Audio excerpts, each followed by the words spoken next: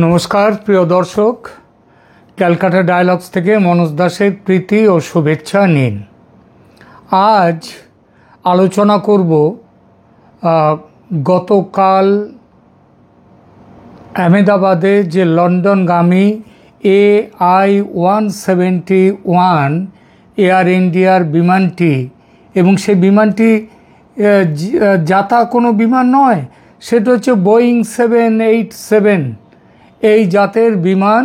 সেই বিমান দুর্ঘটনাগ্রস্ত হয়েছে। দুর্ঘটনাগ্রস্ত বললে অনেক কিছু একসাথে জড়িয়ে নেওয়া যায়। মানে এটাও কোনো রকম মেকানিক্যাল ফেলিওর, সেটা মনে হতে পারে। এই দিকটাই দুর্ঘটনা মানে তো এইটাই। দুর্ঘটনা মানে যা কোনো ঘটনা নয়। ঘটনা কোনগুলো? যেগুলো জেনে বুঝে করা হয় সেগুলো হচ্ছে ঘটনা, আর তার বাইরে যেগুলো হয় সেগুলো হয় দুর্ঘটনা। তো দুর্ঘটনা বললে অনেক কিছুর থেকে এড়িয়ে যাওয়া যায়।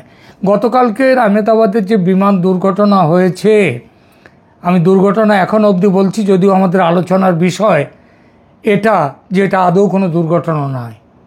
দুর্ঘটনা নয় এটা নাশকতা নাকি অন্য কিছু, সেটা আমরা আলোচনার মধ্যে আস্তে আস্তে যাব সেখানে। মোদ্দা কথা হচ্ছে, আপাতত এটাকে দুর্ঘটনা যেমন সবাই বলছে সেইটাতেই বললাম। সেখানে এই যে বিমানটা ওড়ার কয়েক মিনিটের মধ্যে, মাত্রই কয়েকটা মিনিটের মধ্যে সেটি ভেঙে পড়ে আহমেদাবাদে কাছাকাছি, এবং এর ফলে মারা গেছে এখনও অবধি যেটা বলা যাচ্ছে, বিমানে যারা ছিলেন সেই সংখ্যাটা ছিল 242 জন ছিলেন প্যাসেঞ্জার এবং ক্রু মিলে। 242 জন ছিলেন প্যাসেঞ্জার ক্রু মিলে। তো কিন্তু মারা গেছেন 265 জন। এটা মোটামুটি এখন অবধি এটা ধরা হয়েছে 265 জনের মধ্যে। কারণ নিচে সেগুলো ভেঙে পড়েছিল একটি মেডিকেল কলেজের হস্টেলের ওপর, এবং আরও কিছু মানুষ সেখানে মারা গেছেন। তার ফলে সেই জায়গাটা মিলিয়ে বলা হচ্ছে 265। কিন্তু অদ্ভুত কথা হচ্ছে, খবর এটা পাচ্ছি যে সেখানে যে বডি ব্যাগ নিয়ে যাওয়া হয়েছে মৃতদেহের জন্যে, সেই ব্যাগের সংখ্যা 290টি। অর্থাৎ 290টি ডেড বডির ব্যাগ সেখানে নিয়ে যাওয়া হয়েছে। এটা অনেক সময় ছিন্ন বিচ্ছিন্ন বডি থাকলে তাদেরকে আলাদা আলাদাভাবে নেওয়া হতে পারে, সেটা যেমন সম্ভাবনা, তেমনি বিমানে যারা ছিল তাদের তো হিসাব পাওয়া যাচ্ছে, কিন্তু নিচে যারা মারা গেছেন তাদের হিসাবটা পুরোপুরি হয়নি। কয়েকজন এখনও নিখোঁজ। তারা ওই মৃতের স্তূপের মধ্যে আছেন কিনা সেটাও দেখে নিতে হবে। তো এই হচ্ছে ব্যাপারটা। আজকের এই আলোচনার মধ্যে আমি কালকের বিমান দুর্ঘটনা নিয়ে এই সমস্ত খবরগুলো আপনারা ইতিমধ্যেই খবরের কাগজে, সোশ্যাল মিডিয়াতে, রেডিও, টিভি সমস্ত দিকে আপনারা বিরাটভাবে পেয়ে গেছেন। অর্থাৎ এই যে খবরগুলো পেয়েছেন সেগুলো নিয়ে আমি এখানে আলোচনা করতে যাচ্ছি না। আমি এখানে যেটা আলোচনা করতে যাচ্ছি সেটা হলো যে এই যে বিমান যে ভেঙে পড়লো AI-171, এই বিমান নম্বর, এটা এয়ার ইন্ডিয়ার বিমান নম্বর, যাচ্ছিল লন্ডনের গ্যাটউইক বিমানবন্দরে, দিল্লি থেকে আহমেদাবাদ হয়ে যাচ্ছিল। এখানে এই যে ঘটনাটা কালকে ঘটেছে এই যে বিমানের, আমরা এইবার সেই বিষয়ে, যেটা সাধারণভাবে কাগজে দেখা যাচ্ছে না, কিন্তু আমরা সেই বিষয়গুলো নিয়ে আলোচনা করব। প্রথমেই বলি, এই বিমানটি, এটা যে বলা হচ্ছে দুর্ঘটনাগ্রস্ত বিমান। দুর্ঘটনাগ্রস্ত বিমান বললে ওই যে বললাম, ঘটনার পেছনে প্ল্যান, পরিকল্পনা থাকে, তাতে মানুষের তাদের যে অবহেলা বলুন কিংবা নাশকতা বলুন, অনেক কিছু লুকিয়ে থাকে। আমরা দেখব এই বিমানের পেছনে এই অবহেলার ব্যাপারটা, অর্থাৎ বিমানের ত্রুটিগত বিমানের যান্ত্রিক যে ত্রুটি রয়েছে, সেই ত্রুটি এই বিমান দুর্ঘটনা ঘটিয়েছে কি না, এইটা আমরা প্রথমে দেখব। দেখুন, এমন নয় যে 787 এই যে বিমান, যে গোত্রের বিমান বোয়িংয়ের, এটা একেবারে নতুন এসছে এবং এই প্রথম উড়লো, এমন নয়। 787 যে বোয়িং, এটা তৈরি হয়, প্রথম তৈরি হয় সেটা হচ্ছে 2007 সালে। যথারীতি আমেরিকার বোয়িং কোম্পানি তারা এটা তৈরি করেছে এবং 2007 সালে তৈরি হওয়ার পরে এদের প্রথম যে ফ্লাইট আকাশে ওড়ে, সেই আকাশে ওড়াটা হচ্ছে 2009 সালের 15ই ডিসেম্বর। মানে আজকে প্রায় 16 বছর 15 বছর তো হয়ে গেছে, 15.5 বছর আগে প্রথম ফ্লাইটটা চলে। এর সার্ভিস, এটা কিন্তু আকাশে ওড়ার তারিখ, সেটা পরীক্ষামূলক। আর যেটা সার্ভিসে অর্থাৎ যাত্রী বহনের কাজে এই বিমানের ব্যবহার শুরু হয়েছে 26/10/2011 থেকে। 2011 আর এটা 2025, প্রায় 13.5-14 বছরের সময় ইতিমধ্যে চলে গেছে। এই 14 বছরে মোট বোয়িং তৈরি হয়েছে এই মে মাস পর্যন্ত, 2025-এর মে মাস পর্যন্ত বোয়িং তৈরি হয়েছে 787 বিমানটি তৈরি হয়েছে 1188টি। পৃথিবীর বিভিন্ন দেশে এবং একাধিক, ভারতেও একাধিক এই গোত্রের বিমান আছে। কোনো দিন এগুলো আজ অবধি ছোটোখাটো বেশ কিছু দুর্ঘটনা ঘটেছে, সেগুলো যান্ত্রিক ত্রুটি বলে অনেকেই বলেছে। তো আমরা এইবার দেখব ছোটোখাটো ঘটনা ঘটেছে এই বিমানে ভেঙে পড়বার আগে, কিন্তু এত মানুষ নিয়ে এইভাবে মরাটা এই প্রথম। এর পেছনে আমরা তো আমি প্রথমেই বলেছি, আমি দুর্ঘটনা তত্ত্ব আমি মানতে রাজি নই, তাহলে প্রথমে আসে, তাহলে কি জিনিস আসে? তাহলে দুটো ব্যাপার আসে সামনে। একটা হচ্ছে এটা যান্ত্রিক ত্রুটি, আর একটা হচ্ছে নাশকতা। তাহলে যান্ত্রিক ত্রুটির ব্যাপারটা একটু প্রথমে দেখি। দেখুন, 787 এবং 777 777 যাকে বলে, এই গোত্রের বিমান বোয়িংয়ের এদের ব্যাপারে, এদের ম্যানুফ্যাকচারিং ডিফেক্ট নিয়ে প্রথম কথা কিন্তু আজকে ওঠেনি, এটা কিন্তু অনেক দিন আগেই উঠে গেছে। আমি একটা জিনিস বলি, যে একটা আজকেই দেখছিলাম যে whistle blower, how Boeing 787 whistle blower disaster warning was ignored. তার মানে হুইসেল ব্লোয়ার, এই বিমানের ত্রুটি নিয়ে যারা বিমান ইঞ্জিনিয়ার, তারা এই বিমানের ত্রুটি নিয়ে কথা বলেছে, এর আগেও বলেছেন। আমি এই রকম একটি ইন্টারভিউ একটুখানির জন্যে আপনাদের সামনে উপস্থাপিত করছি, দেখে নিন যে তিনি অনেক দিন আগেই, বেশ কিছুদিন আগেই তিনি অনেকবার এই যান্ত্রিক ত্রুটির বিচ্যুতি নিয়ে বলেছেন, সেটা একটুখানি শুনে নিন। I'm not here today because I want to be here. I'm here today because I felt that I must come forward, because I do not want to see another 787. I do not want to see 787 or 777 crash. My name is Sam Solopur, and I'm a quality engineer at the Boeing. I have over 40 years of experience as an engineer. I'm not here today because I want to be here. I'm here today because I felt that I must come forward, because I do not want to see another 787. I do not want to see 787 or 777 crash. I have serious concerns about the safety of the 787 and 777 aircraft, and I'm willing to take on professional risk to talk about them. First, little bit about me. I came to the United States in 1973 and got a mechanical engineering degree from University of Missouri, where Senator Hawley is from. After that, I worked for companies that they were involved in the space shuttle. I had a friend, engineer, that worked on the space shuttle. He was always complaining about the quality of the O-rings that we had in the space shuttle Sauraraka boosters. He was scared that they might fail. He raised his concerns, and he was heard, and he wasn't heard. And 7 brave astronauts, including the teacher in space, died when the Challenger O-rings ultimately failed, just as he predicted. At the moment, I know that If I were ever in a similar situation, I would have to come up and speak up.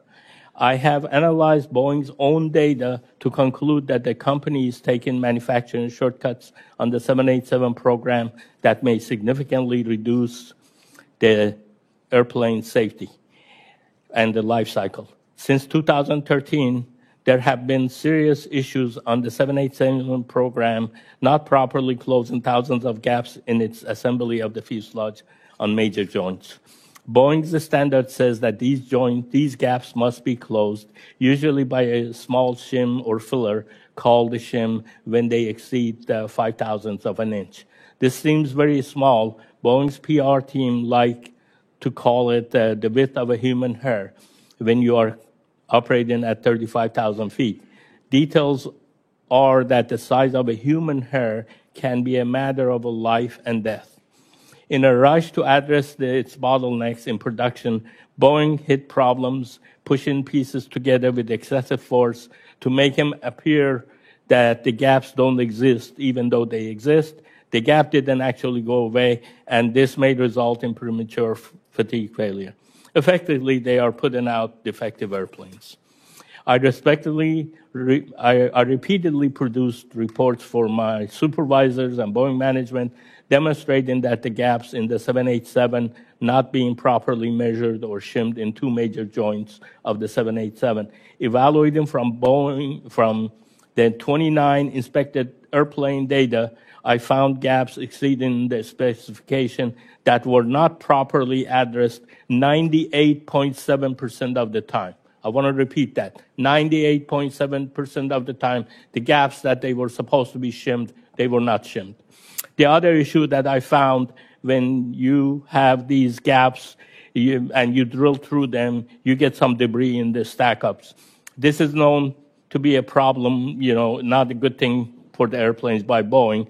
But Boeing data also, from the inspection of the data, shows that the debris ended up in the gaps 80% of the time. Again, you have debris in the gaps 80% of the time. I want to make clear that I have raised these issues over 3 years. I was ignored. I was told not to create delays. I was told, frankly, to shut up. At one point, Boeing management got sick of me and raising these issues and moved me out of the 787 program into the 777 program. On the 777 program, I found problems. Again, I found that Boeing started a new process to build the airplane without taking into the consideration of the design of the airplane and how the airplane was designed. As a result, I witnessed severe misalignment when the planes were assembled. Boeing manufacturing used unmeasured and unlimited amount of force to correct the misalignment. And this also weakens the airplane in the long run. I literally saw people jumping on the pieces of the airplane to get them to align. I call it the Tarzan effect, among other improper methods. Again, I raised concerns internally. I was sidelined. I was told to shut up. I received physical threats. My boss said, I would have killed someone who said what you said in a meeting. And then this is not a safety culture when you get threatened by bringing issues of safety concerns. I hope that your work on this issue signals to Boeing that they must make real changes and get back to building the airplane. শুনলেন, তিনি স্পষ্টভাবে বললেন এই বিমানের ত্রুটির কথা। আবার দেখুন, কিন্তু তার সে কথা শোনা হয়নি, বরং বোয়িং কোম্পানি লাফিয়ে পড়ে তার এইসব কথাকে উদ্ভট মস্তিষ্ক বিকৃতি, উদ্ভট মস্তিষ্ক প্রসূত বলে এড়িয়ে গেছে। আবার দেখুন, এই বোয়িংয়ে চাকরি করতেন তিনি বলেছিলেন যে এই বোয়িং বিমান যখন তৈরির সময়ের সব কিছু দেখে তিনি বলেছেন যে এই বিমানের বিভিন্ন যন্ত্রাংশ বিভিন্ন প্রাইভেট সেক্টরে বিভিন্ন কোম্পানিকে দিয়ে বানানো হয়। তারপর সেই যন্ত্রাংশ বিমানের শরীরের বিভিন্ন পার্টস সেগুলো নিয়ে এসে জুড়ে দেওয়ার ব্যাপারটাও কিন্তু কখনোই একদম প্রশ্নাতীতভাবে হয় না। এগুলোর মধ্যে অনেক ত্রুটি থাকে। তিনি এই কথাগুলো বলবার পরে, তিনি ইঞ্জিনিয়ার, ওই বোয়িংয়েরই। তিনি এইগুলো বলার পরে তাকে সেই ডিপার্টমেন্ট থেকে সরিয়ে অন্যদিকে পাঠানো হয়। তারপরে সেখানে গিয়েও তিনি আবার এইগুলো নিয়ে বলতে শুরু করেন এবং বলবার পরে তাকে চাকরি থেকে বরখাস্ত করে। কিন্তু এর বাইরে আজকে নয়, ওই যে বললাম বোয়িং প্রথম রাস্তায় নেমেছে কবে সার্ভিসে, 2011 সালের অক্টোবর মাসে, 26শে অক্টোবর প্রথম এরা যাত্রী বহনের কাজে নামে। কিন্তু এই যাত্রী বহনের কাজে নামার পরে 2011 পরে 2018 সালে একজন একটা বিরাট একটা আর্টিকেল তিনি তার এই কারণে বলছে একটা আর্টিকেল বেরোয় 2018 সালে, এই আর্টিকেলটা বেরোয় যে পত্রিকার নাম হচ্ছে দ্য ওয়ার্ড পত্রিকা, ওয়ার্ড ম্যাগাজিনে একটা আর্টিকেল বেরোয়। সেই আর্টিকেলের হেডলাইন ছিল, একবার দেখে নিন, হেডলাইনটা দেখাচ্ছি আপনাদের। A Boeing code leak exposes security flaws deep in a 787 guards। মানে ওদের যে বিমানের, আপনারা জানেন যে বিমানে কোড থাকে, সোর্স কোড, এবং এই সমস্ত কোডগুলো সেগুলো পাবলিকের জানার কথা নয়, কারণ যারা হ্যাকার তারা পাবলিকের এই কোডগুলো, তারা যদি এই কোডগুলো জেনে যায় তাহলে তারা বিমানকে হ্যাক করে নিতে পারে, বিমানের সোর্স কোড, বিমানের কোডগুলোকে হ্যাক করে দুর্ঘটনা ঘটাতে পারে। তো এই প্রসঙ্গে একটা খবর যেটা বেরোয়, ওই যে বললাম ওয়ার্ড পত্রিকায়, সেই ওয়ার্ড পত্রিকা বলছে, দেখুন আমি খবরটা ইংরেজিতে পড়ছি, সাথে সাথে তার বাংলা অনুবাদও করে দিচ্ছি। Late one night last September security researcher Ruben Santa মার্তা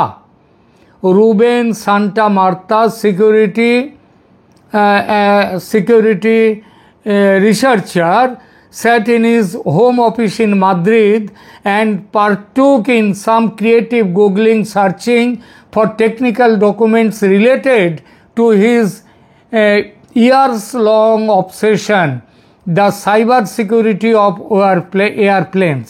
He was surprised to discover a fully unprotected server on Boeing's network, seemingly full of code designed to run on the company's giant 737 and 787 passenger jets, left publicly accessible and open to anyone who found it. So he downloaded everything he could see. মানেটা হচ্ছে যে গত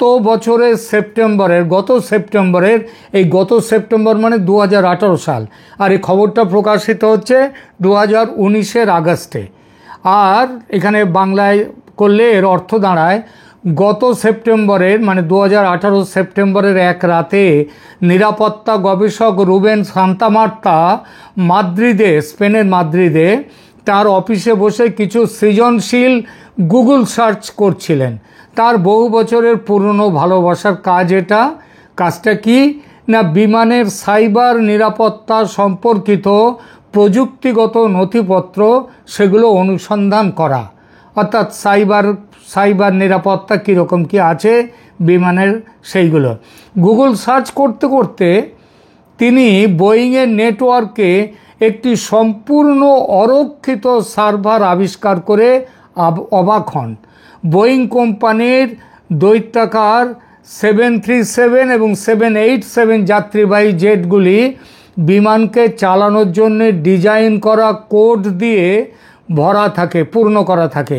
এইসব code খুব গোপন থাকার কথা, এগুলো পাবলিকের দেখার কিংবা পাবলিকের নজরে আসার কথা নয়। কিন্তু রুবেন অবাক হয়ে দেখেন এইসব কোড যে কেউ খুব সহজে পেয়ে যেতে পারে, অ্যাক্সেস করতে পারে, এবং এটা সে খুঁজে পেতে পারে। আর খুঁজে পেলে সে বিমানের হ্যাক করতে পারে ওই কোডগুলো। তিনি যা দেখতে পেলেন ওই রুবেন, তিনি সেগুলোকে ডাউনলোড করলেন। তারপরে কি হচ্ছে, তারপরে বলছে, নাও really A year later Santa Marta claims that leaked code has led him to something unprecedented. Security flaws in one of the 787 Dreamliner's components deep in the plane's multi-tiered network. He suggests that for a hacker, exploiting those bugs could represent one step in a multi-stage attack that states in the plane's in-flight entertainment system and extends to highly protected safety-critical systems like flight controls and sensors. তার মানেটা হচ্ছে এর প্রায় 1 বছর পরে Santa মার্তা দাবি করলেন যে ফাঁস হওয়া কোড তাকে অভূতপূর্ব কিছু জায়গাতে কিছু সিদ্ধান্তে নিয়ে গেছে। এটা বিমানের বহু স্তরযুক্ত যে নেটওয়ার্ক আছে তার গভীরে 787 ড্রিমলাইনের একটি উপাদানের নিরাপত্তার ত্রুটি। তিনি পরামর্শ দেন যে একজন হ্যাকারের জন্য এই ত্রুটিগুলো কাজে লাগানো সম্ভব। তিনি বলেন একটি বহুস্তরীয় আক্রমণের এক ধাপ হতে পারে যা বিমানের ফ্লাইটের নিয়ন্ত্রণ এবং সেন্সরের মতো অত্যন্ত সুরক্ষিত নিরাপত্তা সিস্টেমগুলিকে হ্যাক করে বিমানকে ধ্বংস করে দিতে পারে। এটা তিনি বললেন এবং সেখানটাতে তিনি এই যে কথাটা বললেন, এই কথাটা বলবার পরে এই যে খবরটা, এটা শুধু যে একটা দ্য ওয়ার্ল্ড পত্রিকায় এটা ছাপা হয়েছে তা নয়, এটা ছাপা হয়েছে আরও বহু পত্রিকাতে, আরও বহু পত্রিকা, এবং তার মধ্যে বিখ্যাত হ্যাকার নিউজ বলে যে পত্রিকা, সেখানটায় এটা বেরিয়ে এলো। অর্থাৎ পরিষ্কারভাবে যে বোয়িং কোম্পানি তারা এর যে সিকিউরিটির যে নর্মস, বিমানের যে নিরাপত্তার যে নিয়মকানুনগুলো সেগুলো একদম মেনে চলেনি এটা। আর এরপরে তো আপনাদের একটু আগেই বললাম, তারা তাদের নিজেদের কোম্পানি যারা কর্মচারী ইঞ্জিনিয়ার যিনি এর বিরোধিতা করেছিলেন, বলেছিলেন কোন কোন জায়গায় কী কী ত্রুটি আছে, তাকে ওরা কোম্পানি থেকে সরিয়ে দিয়েছে। তারপর ওই যে একজন হুইসেল ব্লোয়ার, তাকেও দেখালাম। অর্থাৎ বোঝা যাচ্ছে এর আগে কিন্তু এটা কিন্তু প্রথম এই যে শুনতে পাচ্ছেন এটা কিন্তু নয়। এই 787, 737, 777, 777 যেটা বোয়িং বিমান, এদের বিরুদ্ধে অনেক সময় কথা উঠেছে যে এরা ঠিক মতো সিকিউরিটি নিয়ে কাজ করেনি, তার জন্যেই তাদের এই বিমান মাঝে মাঝেই দুর্ঘটনায়, মাঝে মাঝেই তারা মানে এই সমস্ত ঘটনার মধ্যে এসে পড়ে। অর্থাৎ যান্ত্রিক ত্রুটির একটা সম্ভাবনা। ভারতেও কিন্তু এই 787 বিমান ব্যবহারের বিরুদ্ধে আমাদের যে এই যে বিমান যে দপ্তর, বিমান পরিবহন দপ্তর, তারা কিন্তু 787কে তারা প্রথম দিকে লাইসেন্স দিতে রাজি হয়নি, কারণ এর সম্পর্কে অনেক রকম অভিযোগ রয়েছে এদের যান্ত্রিক এবং ডিজাইনের ত্রুটির ব্যাপারে। তাহলে এটাও একটা কারণ হতে পারে। তার মানে এটা শুধুমাত্র দুর্ঘটনা নয়, এর জন্যে দায়ী ওই কোম্পানি। এইবার বলি যে এর আগেও যে একটা দুটো এইরকম বিমান দুর্ঘটনায় কয়েকশো লোক মারা গেছেন এই বিমানের, এবং তার জন্য বোয়িং কোম্পানিকে প্রায় কয়েক হাজার কোটি ডলার তাদেরকে ক্ষতিপূরণ হিসেবে দেওয়ার জন্য নির্দেশ দিয়েছে আমেরিকার আদালত। এখানেও সেরকম সম্ভাবনা এটা থাকা স্বাভাবিক, কারণ ক্ষতিপূরণ তখনই দিতে হয় যখনই বোঝা যায় ল্যাপসটা তোমার ছিল, এটা দুর্ঘটনা নয়। আর ওই পাখার আঘাত বলে যা বলা হচ্ছে, ভুল কথা, মিথ্যে কথা। কারণ কিছু ভিডিও বাজারে এসছে, বিশেষত একটি ভিডিও, তারা কে ভিডিওটা করেছেন, কেন করেছেন ঈশ্বর জানেন। তিনি একদম টেক অফ করার সময় রানওয়ে থেকে একদম ভেঙে পড়া পর্যন্ত আগুন ধরা, এই সময়টুকুর ভিডিওতে তার ধরা আছে। তিনি কেন ধরতে গিয়েছিলেন, কিসের জন্য ধরলেন, সেগুলো অন্য প্রশ্ন। সেখানে দেখা যাচ্ছে বিমানের যে ফ্ল্যাপগুলো থাকে, ডানা থাকে, এই ডানাও ঠিকমতো খোলেনি, যখন উঠছে ডানা ঠিকমতো খোলেনি। এর ফলেও বিমানটির দুর্ঘটনা হতে পারে, অর্থাৎ যান্ত্রিক ত্রুটির ব্যাপার। কিন্তু তার থেকেও একটা মারাত্মক ব্যাপার এখানে কিন্তু খবরে এসেছে। সেই ব্যাপারটি আপনাদেরকে বলবো। সেটা হলো, খবর এসেছে গত 9 জুন বিমান ভেঙেছে কবে? 12 জুন তারিখে। আর গত 9 জুন তারিখে এক ভদ্র মহিলা তিনি একটি পোস্ট করেছেন, তার এক্স হ্যান্ডেলে পোস্ট করেছেন। সেই পোস্টে তিনি এমন একটা কথা বলেছেন যে কথাটা শুনলে মনে হবে এটা দুর্ঘটনা নয়, এটা যান্ত্রিক ত্রুটি নয়, এটা বরং বিমানকে হ্যাক করে দুর্ঘটনায় ফেলা হয়েছে। সেটা কিভাবে, কারা করেছে, আমি এইবার আসব সেই প্রসঙ্গটিতে।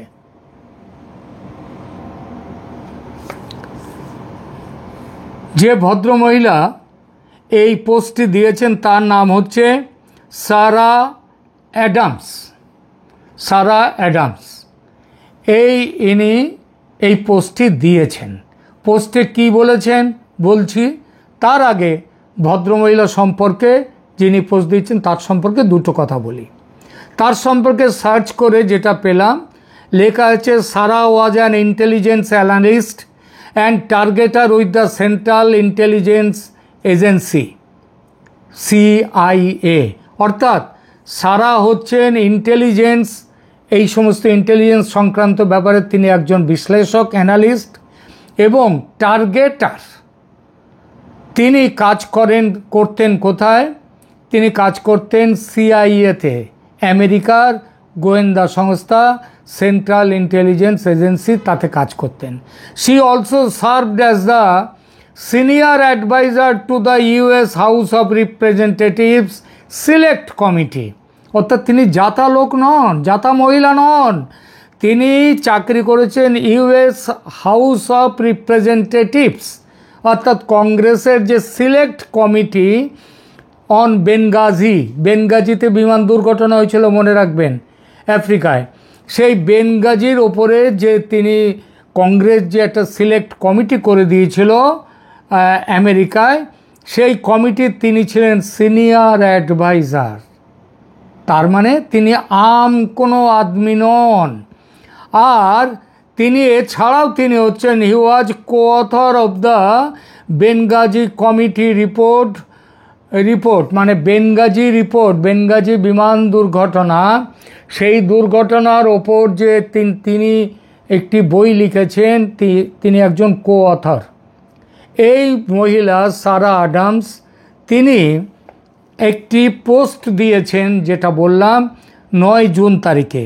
সেই পোস্টটা একটু দেখে নিন, পোস্টটা দেখাচ্ছি আপনাদের। এখানে লেখা আছে, you get the biggest attack that India will ever seen on its soil is currently being planned in Afghanistan. Bharat ইতিপূর্বে এত বড়, তার মাটিতে এত বড় দুর্ঘটনা, এত বড় ঘটনা, এত বড় আক্রমণ, বিগেস্ট অ্যাটাক, এত বড় আক্রমণ কোনোদিন দেখেনি। তিনি দুর্ঘটনা বলেননি, তিনি পরিষ্কার বলেছেন ভারত তার মাটিতে এত বড় আক্রমণ ইতিপূর্বে দেখেনি। এমন একটি আক্রমণের পরিকল্পনা চলছে আফগানিস্তানে। Good luck with that. উনি বলছেন যে এই যে উনি 9 তারিখ, আবার বলছি, উনি 9 জুন তারিখে এইটা দিয়েছেন এবং বলেছেন আফগানিস্তানে পরিকল্পনা করছে ভারতের মাটিতে বড় একটা আক্রমণ ঘটানোর, যেরকম আক্রমণ ইতিপূর্বে কোনো দিন হয়নি ভারতে।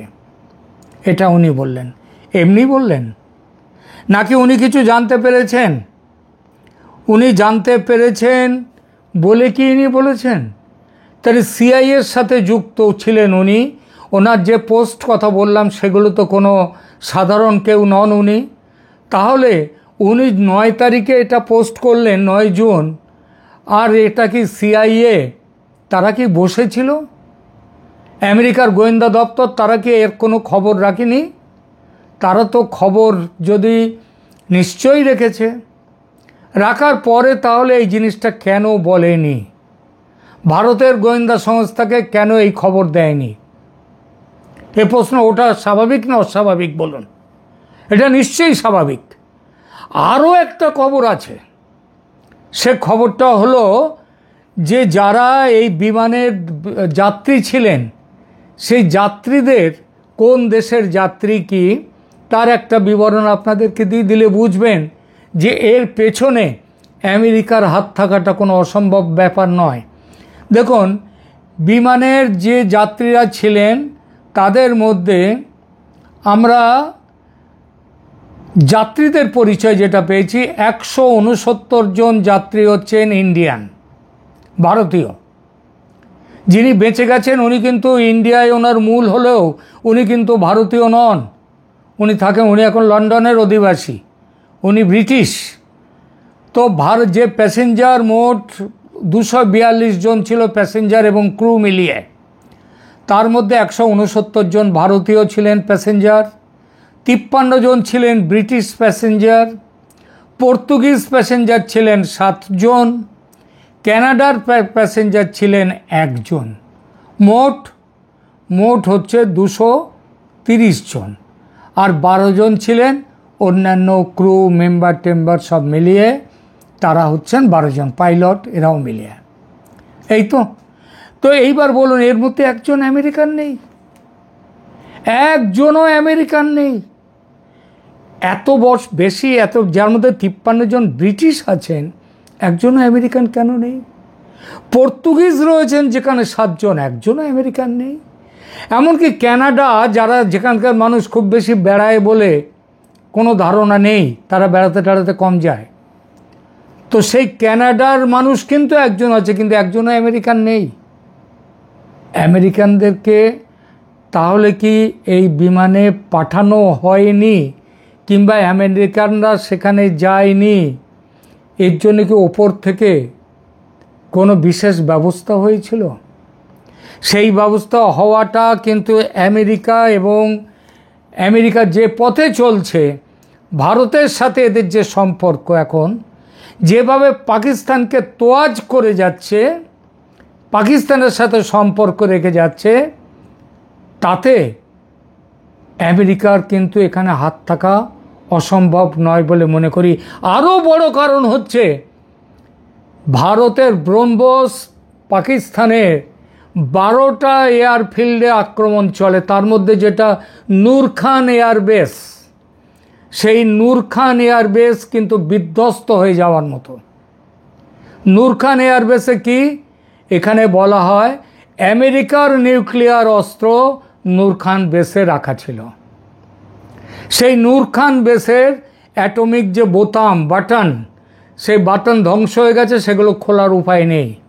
একই ব্যাপার ঘটেছে কিরানা পাহাড়ের যে বেস, সেখানেও। এর ফলে আমেরিকার নিউক্লিয়ার বোমার উপরে হাত পড়ে গেছে। এটা পাকিস্তানের নিউক্লিয়ার বোমার উপরে যত না হাত, তার থেকে বেশি আমেরিকার নিউক্লিয়ার বোমার উপরে হাত, এবং আমেরিকার ভারতের ওপরে আজকে ক্ষেপে যাওয়ার একটা বড় কারণ কিন্তু এটাও।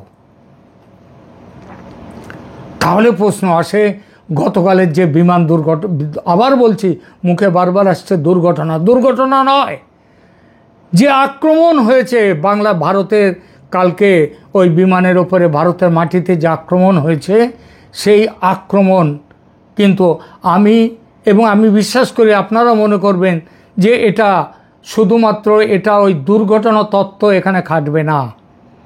এখানে একটা দায় হচ্ছে তাদের যান্ত্রিকগত, পরিকল্পনাগত বোয়িংয়ের ত্রুটি, সেইটা।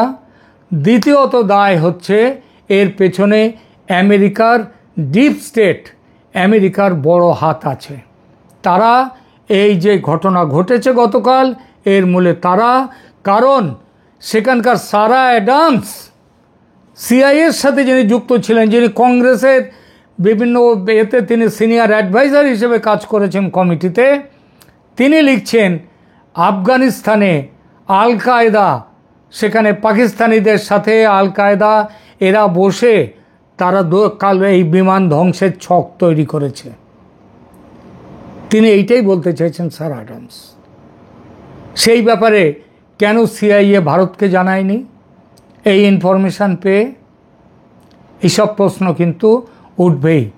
কিন্তু যেভাবেই দাঁড়িয়ে গেছে, ভারতের ওপরে একটা বড় হামলা করেছে এবং এই হামলার মূলেও কিন্তু আছে ওই টেররিস্টরা, যে টেররিস্টদের এখানে আফগানিস্তানের মাটিতে বসেছে, কিন্তু খবর আছে সেখানে পাকিস্তানিরাও ছিল। সুতরাং অপারেশন সিন্দুর নতুন পর্যায়ে আবার যদি শুরু হয় আমরা কেউ অবাক হব না, আপনারাও অবাক হবেন না। এখনকার মতো এখানেই রাখছি। রাখার আগে যারা মৃত, যারা মারা গেছেন এই ঘটনায়, তাদের আত্মার উদ্দেশ্যে শ্রদ্ধা জ্ঞাপন করছি, শোক জ্ঞাপন করছি, তাদের পরিবারবর্গের প্রতি সমবেদনা জ্ঞাপন করছি এবং আজকে এই প্রতিবেদন এখানেই শেষ করছি। ভালো থাকবেন, ধন্যবাদ।